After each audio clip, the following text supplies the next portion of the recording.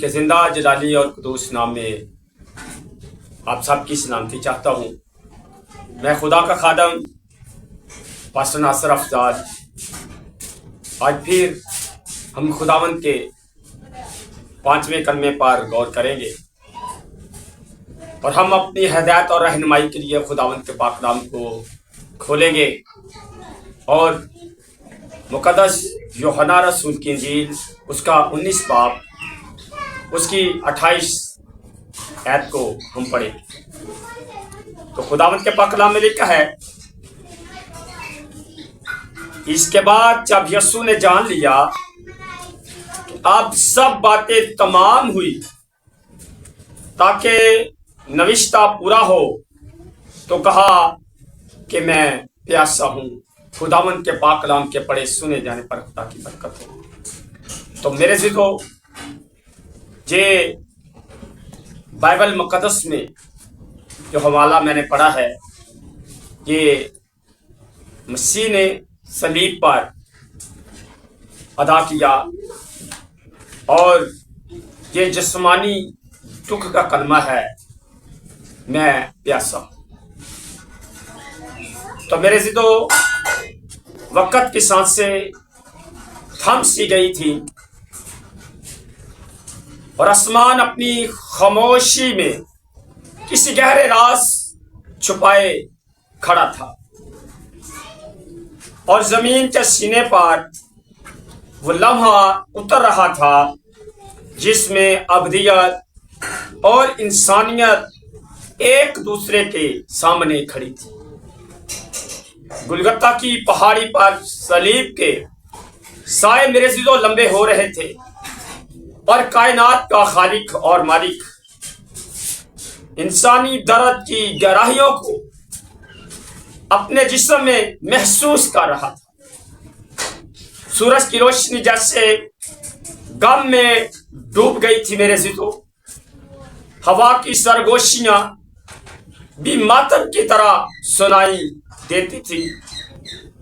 یہ وہ لمحہ تھا جب نجات کا منصوبہ اپنی انتہا کے قریب تھا، جب خون کی بوندیں مٹی پر گرتی تھیں اور ہر بوند گناہگار انسان کے لیے معافی کی گواہی دیتی تھی۔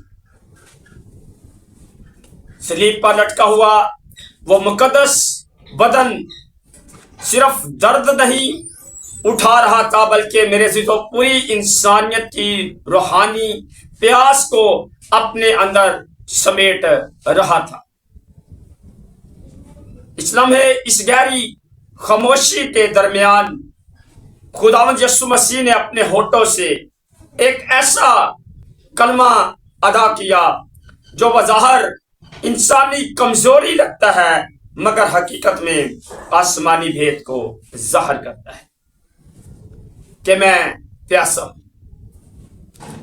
یہ الفاظ صرف جسمانی پیاس کا اظہار نہیں تھے میرے عزیزو، بلکہ یہ اس نجات دہندہ کی روحانی پیاس تھی جو انسان کی محبت، اس کی توبہ اور واپسی کا انتظار کر رہا تھا۔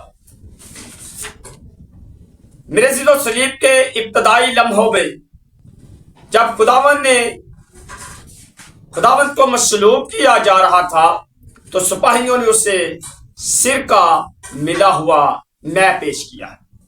اس کا ذکر ہمیں مقدس متی رسول کی انجیل اس کا 27 باب اس کی 34 آیت پڑھے تو خدا کے کلام کے اندر لکھا ہوا ہے، پت ملی ہوئی میں اسے پینے کو دی مگر اس نے چکھ کر پینا نہ چاہا۔ تو میرے عزیزو، رومیوں کے زمانے میں یہ ایک طرح کا درد کم کرنے والا مشروب سمجھا جاتا تھا تاکہ مصلوب ہونے والے شخص کا درد کچھ کم ہو جائے، مگر یسوع خداوند نے اسے چکھ کر انکار کر دیا، کیونکہ وہ انسان کی نجات کے لیے صلیب پر پورا درد اور تکلیف مکمل شعور کے ساتھ برداشت کرنا چاہتے تھے۔ وہ نجات کی قیمت کو کسی بے حسی جان نشے کے پردے میں نہیں چھپانا چاہتے تھے۔ دوسری بار جو سکہ میرے ذہن پیش کیا گیا، جب صلیب کے آخری لمحات قریب آئے اور خداوند نے کہا میں پیاسا ہوں، تو مقدس یوحنا رسول کی انجیل اس کا 19 باب اس کی 29 آیت کو پڑھے تو خدا کے کلام کے اندر لکھا ہوا ہے کہ وہاں سرکہ سے بھرا ہوا ایک برتن رکھا تھا، پس انہوں نے سرکہ میں بھگوئے ہوئے اسپنج کو زوفے کی شاخ پر رکھ کر اس کے منہ سے لگایا۔ یہ سرکہ دراصل رومی سپاہیوں کا عام مشروب تھا، جسے پوسکا کہا جاتا ہے۔ یہ پانی اور سرکہ کا ہلکا سا ترش مشروب تھا جو سپاہی اپنی پیاس بجانے کے لیے پیتے تھے۔ تو جس مسیحی طریق میں میرے سے تو اس سپاہی کو اکثر لونجنس کے نام سے یاد کیا جاتا ہے، جس نے سرکہ پیش کیا، اگرچہ بائبل مقدس میں اس کا نام واضح طور پر بیان نہیں کرتا۔ یہ نام بعد کی مسیحی روایات اور مسیحی طریق میں ذکر کیا جاتا ہے، لیکن میرے ضد و مکاشفاتی روحانی پیغام اس میں اب کیا ہے ہم یہ دیکھیں گے۔ جب ہم منظر کو روحانی آنکھوں سے دیکھتے ہیں تو یہاں ایک گہرا مکاشفاتی راز میرے ضد ظاہر ہوتا ہے۔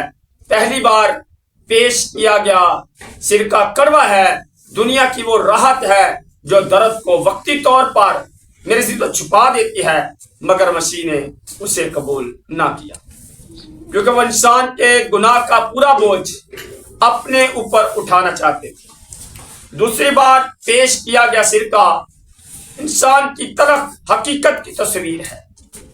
گناہ، بے حسی اور روحانی پیاس کی تلخی، اور اسی تلخی کو مسیح نے قبول کیا تاکہ انسان کو زندگی کے میٹھے چشمے تک لے آئے۔ آمین۔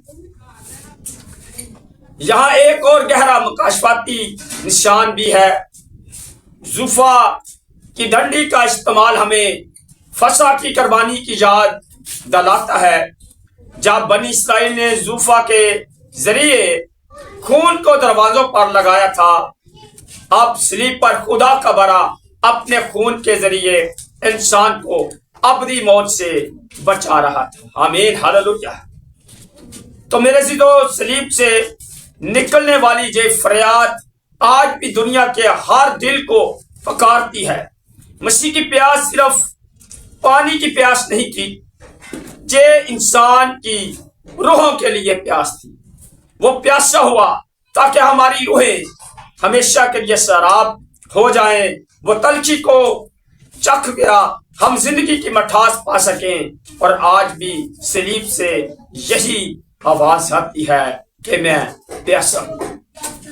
تو میرے ضدو، اگر تمہارا دل پیاسا ہے، اگر تمہاری روح خالی ہے، تو اس کے پاس آؤ جس نے صلیب پر کہا میں پیاسا ہوں، کیونکہ وہی نجات دہندہ آج بھی زندہ پانی کا چشمہ ہے جو ہر پیاسی روح کو ہمیشہ کے لیے سراب کر دیتا ہے۔ تو میرے تو یسوع آج بھی جو خدا سے دور ہیں، اور وہ چاہتا کہ وہ بیٹے اور بیٹیاں، وہ میرے لوگ میرا بدن کا حصہ بنے۔